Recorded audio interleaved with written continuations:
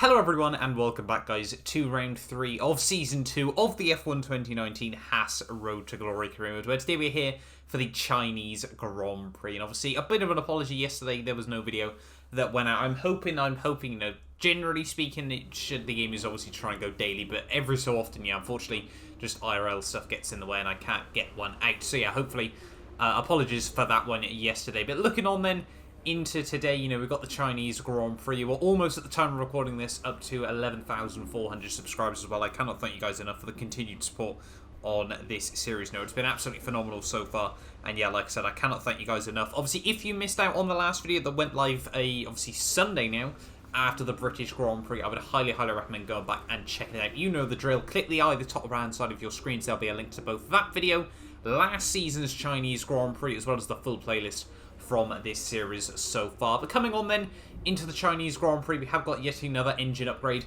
on the car. We're going to apply another. It is a major upgrade, so it will take up to Spain to get onto the car. But yeah, I'm trying to really just pile on engine and a few chassis upgrades here and there as well, because we have still got the weakest chassis in Formula 1 at the moment. So yeah, we do really need to try and apply these upgrades as quickly as possible, really considering doing some of the durability ones as well. But honestly, I think they're a bit of just, you know, sort of throwing R&D points away, especially as, generally speaking, we're going to have to take engine penalties at some point in this series anyway. But yeah, looking then into the Chinese Grand Prix, it was a good race last season. We got P6 with the HAAS. You know, we did prove that we were better than Red Bull. I don't think we're going to be able to do that this season round, but we'll have to wait and see. It is looking like a changeable conditions race, though, so quite look forward to that one. But obviously, before we jump into the race, we need to decide where we'll be starting on the grid. Let's move on then, ready for the Chinese Grand Prix. We're here for qualifying.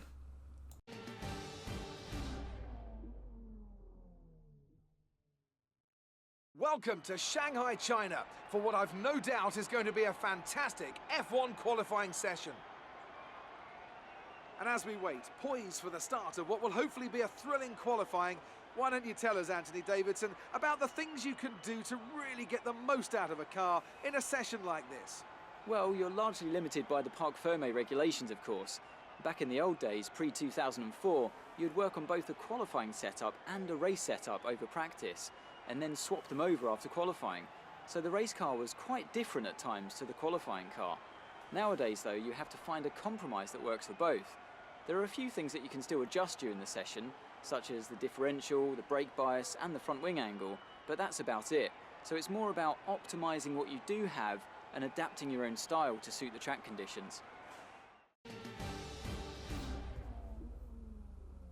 So here we are then, ready for qualifying for the Chinese Grand Prix, and I must admit, quite looking forward to this one. I was hoping sort of this track would theoretically suit our car quite nicely, but yeah, we'll have to wait and see about that one. Obviously an 18-minute Q1 session first of all ahead of us here for the Chinese Grand Prix, and yeah, as you can see, coming towards the end of our first lap, what a time are we going to be able to do as we head down in towards the final couple of corners, really trying to push. They're actually run a bit wide out over the curbs, and it's only P19 at the early stage of the session, and that has not been the best start that we needed. So we will go out for another run right at the very end of this session, and hopefully we're going to try and move ourselves up the order just a little bit here as we get ready then for my final lap here in Q1. We've gone out in Q1 in both Grand Prix so far this season as we head through Turn 1 and Turn 2. Obviously the very long snaking section here. You can see we actually are, you know, we made up a good half a tenth there. Unfortunately going to lose that a little bit on the second part of the corner, but we are marginally up at the moment there, trying to get good drive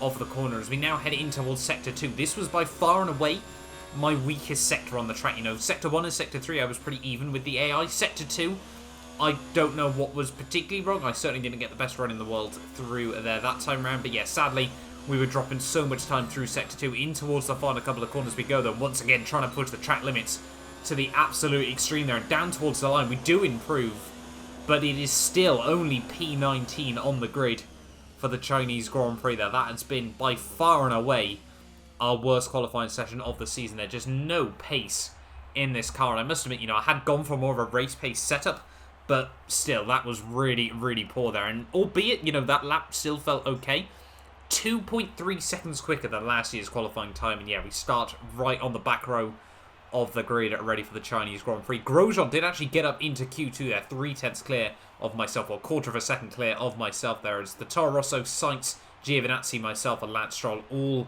bow out in Q1 there. That was not what we needed. But, like we always say, qualifying doesn't award you any points. We're ready then. It's time for the Chinese Grand Prix.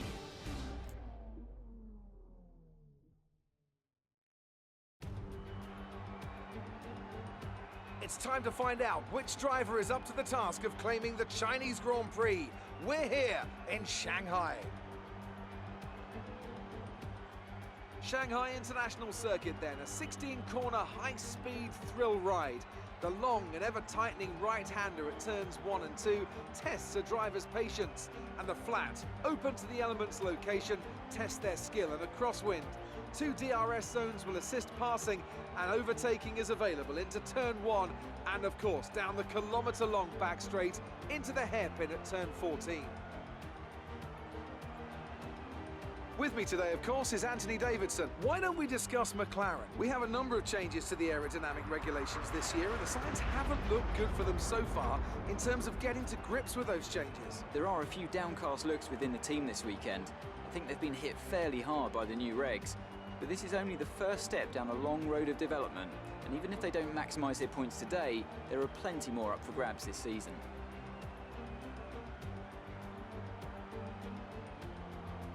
Let's run you through the driver grid order for today's exciting race. Lewis Hamilton lines up on pole position, and starting alongside in P2 is Sebastian Vettel. As we continue through the rest of the grid today, we have Gasly, Bottas, Devon Butler and Faber, Leclerc, Hülkenberg, Russell and Max Verstappen, Raikkonen, Norris, Romain Grosjean and Kvyat, Albon, Sainz, Antonio Giovinazzi and Sergio Perez. They've taken a grid penalty. Mr. Monaco and Lance Stroll brings the grid to a close. And with lights out just moments away, it's time to go down to the track.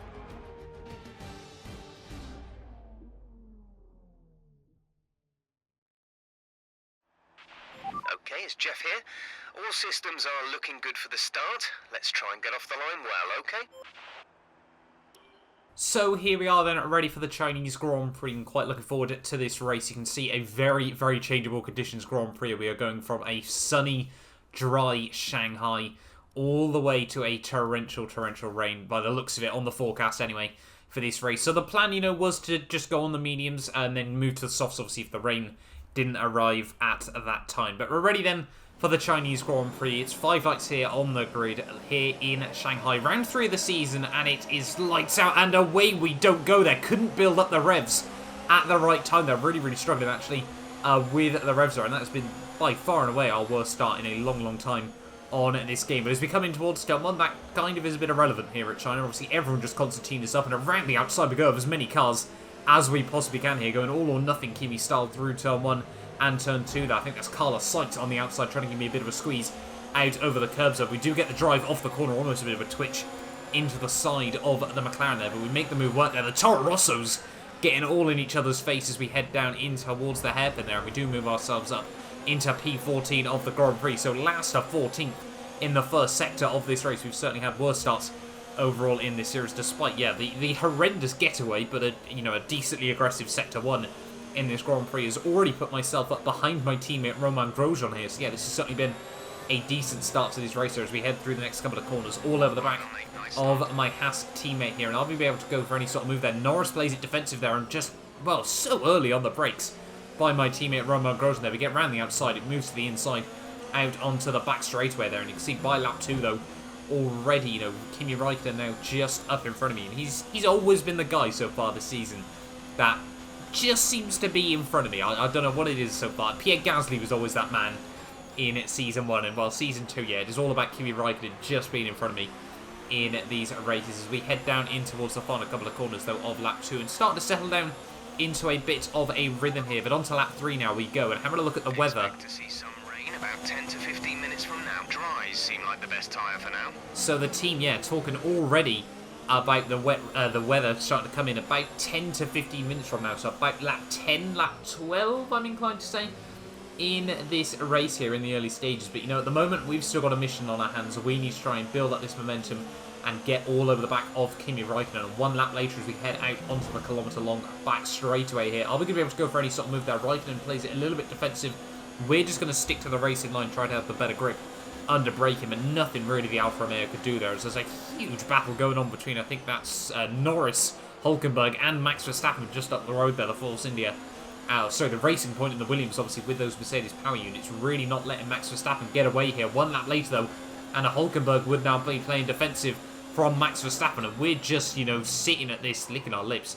You know, just these guys really, really starting to trip over each other, and this was bringing myself up into this battle here, so this was absolutely wonderful for myself as we head in towards the final couple of corners of lap 5, though. And yeah, Verstappen just about holds out in front there, as on to lap 6 we go now. Hulkenberg still just having that battle, but Sergio Perez now, after a grid penalty, really starting to get himself back into this. There's a big bit of contact in towards the braking zone there. We almost ran to the back of Max Verstappen. Very, very aggressive by Sergio Perez there. And yeah, just no love lost between the pairs. I'm sure he's off my Christmas card list after that one there. But yeah, Perez now moves himself up into P12 of this race there. I drop back down into P13. Still ahead of Raikkonen, though, effectively, you know, the leader of the bottom 3 teams here. And yeah, as we move on to the end of lap 7 here, well, Verstappen was just getting cyberbullied by the Racing Point pair in this Grand Prix. Sergio Perez gets up the inside in towards the final hairpin there. And, well, Verstappen on the outside, they're going to be side by side in towards the final couple of corners. Who's going to come out on top in this one? There's a huge amount of contact. Verstappen tries to fight back. Perez gets a horrendous run at the final corner. We're going to try and split the pair of them, but Perez is already coming back. Look how strong that Racing Point engine is as we head in towards turn 1 there. Not really the right place I want to be between the pair of them, but we get up the inside of Perez as we head in towards turn 2 there. A bit of contact as I, well, don't really have the pace to be fighting these guys, but we're certainly going to try and get involved if we can here. And now up to P11 of this race. Suggests some weather is going to hit in around 5 minutes time, so stay on your toes.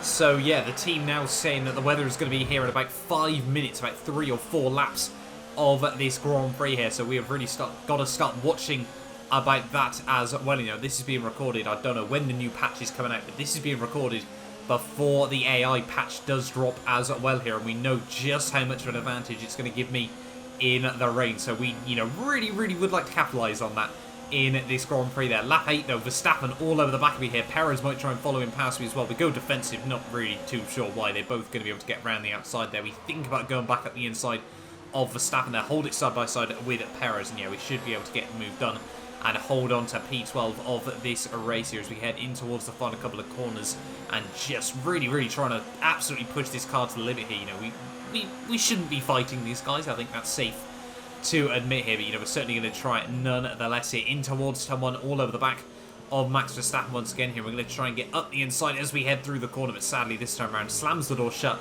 and we can't make any move work this time round.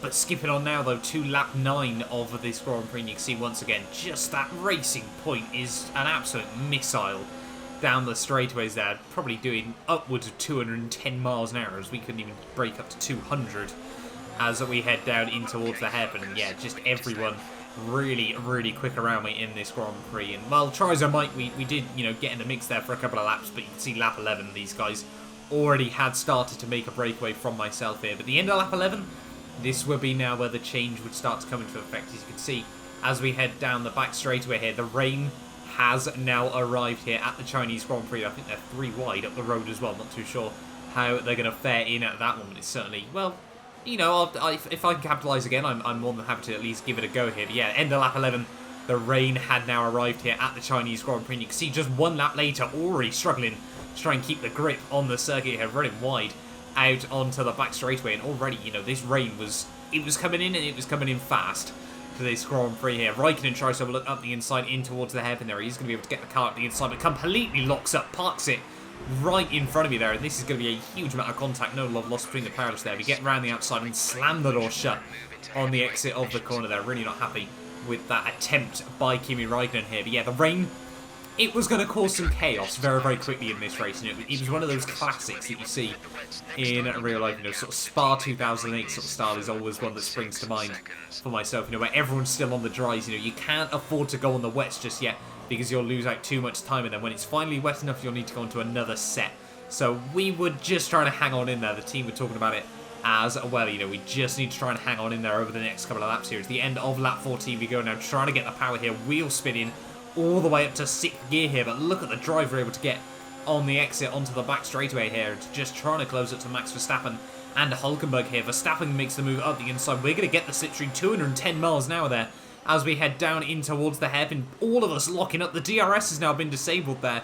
We run horribly deep through the corner. A huge snap of oversteer on the exit there. We're going to dive into the pits at the end of this lap here, and it looks like Verstappen and Perez are as well. Hulkenberg has to stay out as his teammate dives it in, where we make the mistake in towards the pit lane, almost spin out as well. And well, this race is just proving absolute carnage very, very quickly here, trying to get the car slowed down into the pit lane here. And yeah, Verstappen has, well, he's been able to pull out a good sort of 4 or 5 seconds there. Grosjean dives it in as well, so it really seems, you can see by the mini-map, very few drivers opting to stay out. You know, a lot of teams opting to double stack in this Grand Prix. Luckily, we don't get held up in the pit lane as everyone dives it in there. But yeah, we would now drop back down into P13, and obviously as the pit stop window takes its effect, you know, we should hopefully be able to shuffle our way up the order, potentially just up a couple of places, just as, you know, a few drivers have had to stay out on a set of the dry tyres just for that one extra lap that probably, you know, they didn't really want to have to do in this Grand Prix here, as we're already just closing up so much to Max Verstappen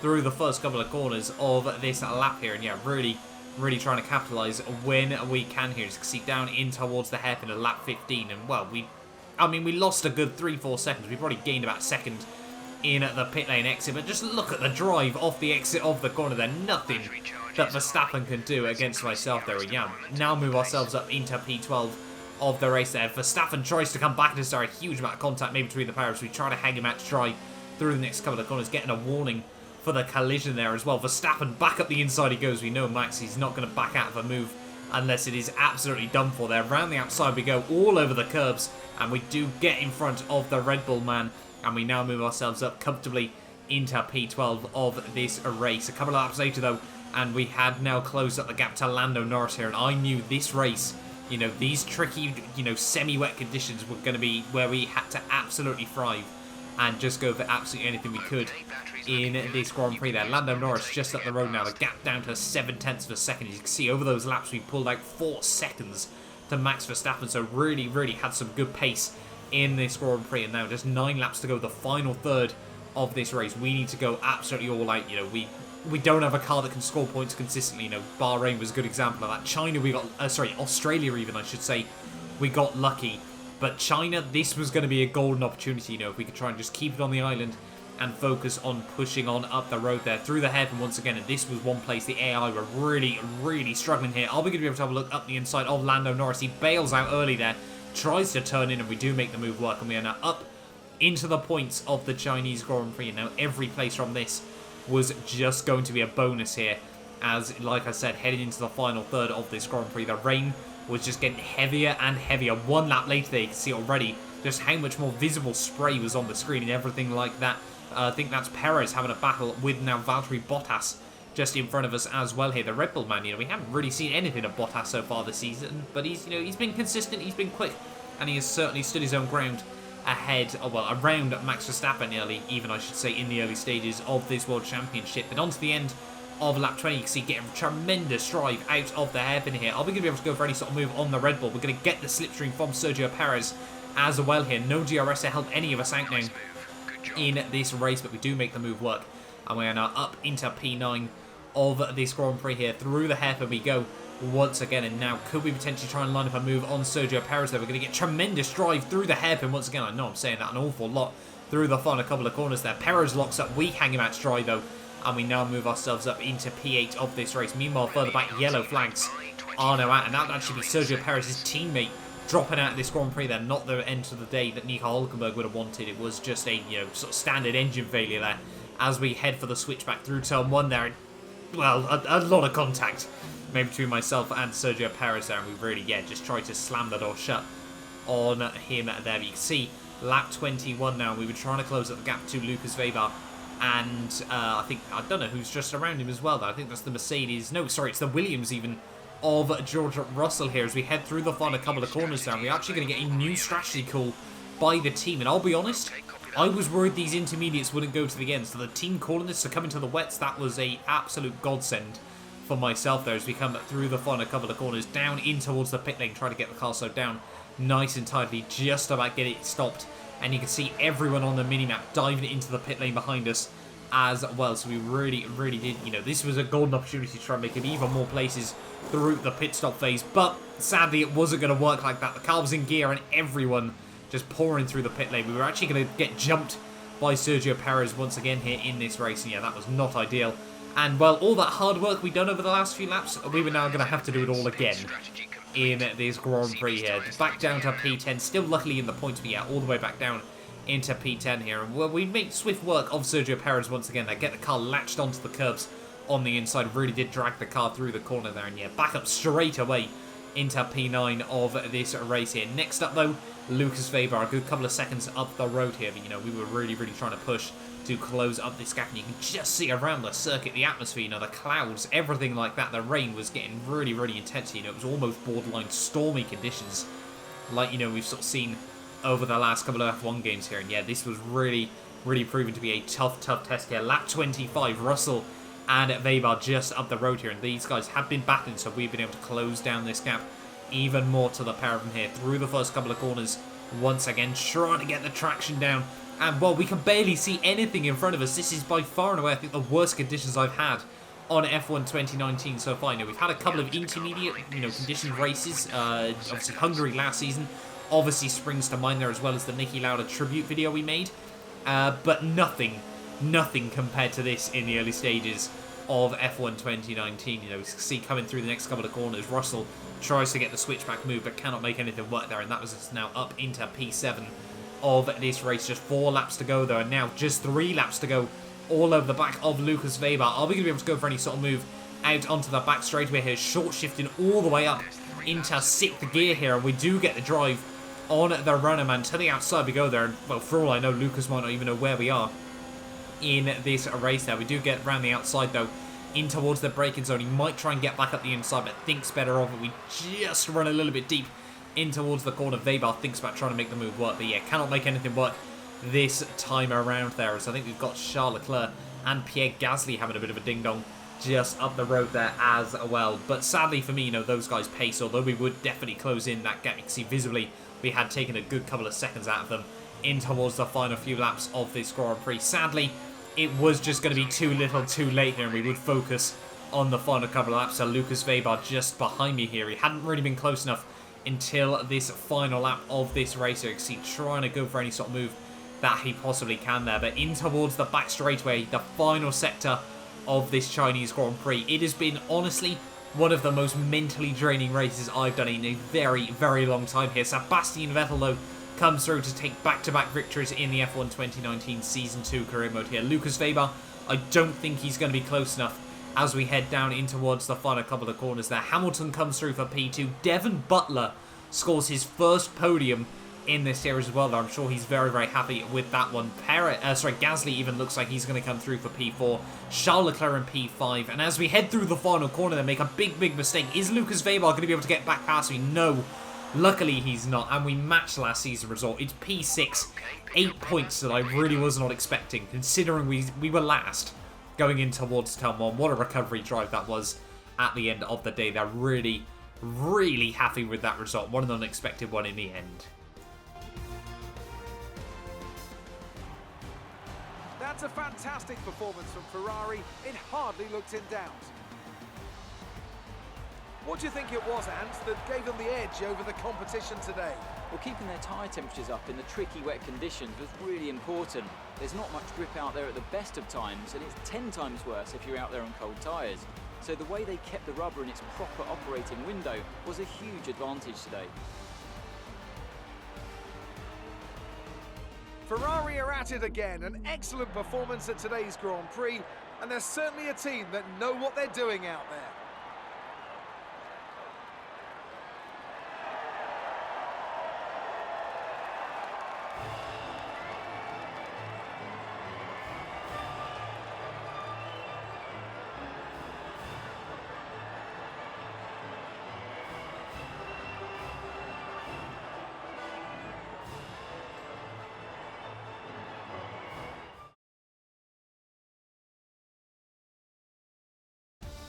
Let's see how the drivers' standings have changed. Sebastian Vettel now leads the Drivers' Championship. Now, let's discuss, Ant. Who would you say is a contender for Driver of the Day? I have to give it to Mr. Monaco. They pushed and found some fantastic performance. It was just a pleasure to watch. Let's move on to the constructors. Ferrari continued to extend the gap at the top of the table. Meanwhile, Renault move up the table with another strong performance this weekend. After an event like that, who knows what the sport has in store for us next time? Be sure to join us again as we continue to bring you the latest excitement in Formula One.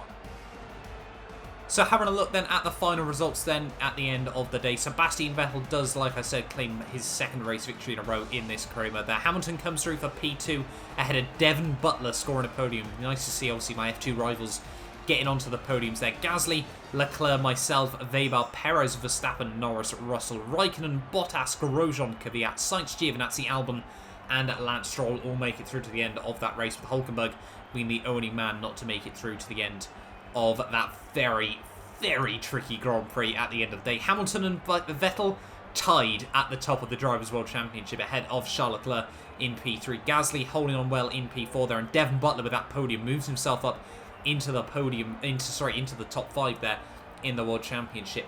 5th overall there ahead of Sergio Perez, jumping Bottas, Russell and Verstappen. The Red Bulls really starting to slip down the order. Myself and Weber, we jump past Hulkenberg and Lando Norris there. You can see Lance Stroll, Raikkonen, Sainz, Giovinazzi, Kvyat, Grosjean and my teammate, Grosjean, and Alexander Albon all still sat on 0 points in this World Championship. In terms of the constructors, well, we move some, we get some good points in that race, but sadly, Renault, Racing Point, Red Bull and Williams just so far at the road in the early stages. 7 points doesn't sound like a lot. That is an absolute mountain to climb there, as Mercedes and Ferrari both over the 100-point mark after just 3 rounds of this World Championship. But that'll do us then for the Chinese Grand Prix. What a crazy, crazy race it was, like I said. Thank you all so much for watching. For those of you that stuck around, one of the longest videos, I think, from this series so far. Get yourself subscribed, and I will hopefully see you guys next time for the Azerbaijan Grand Prix. Let's have your take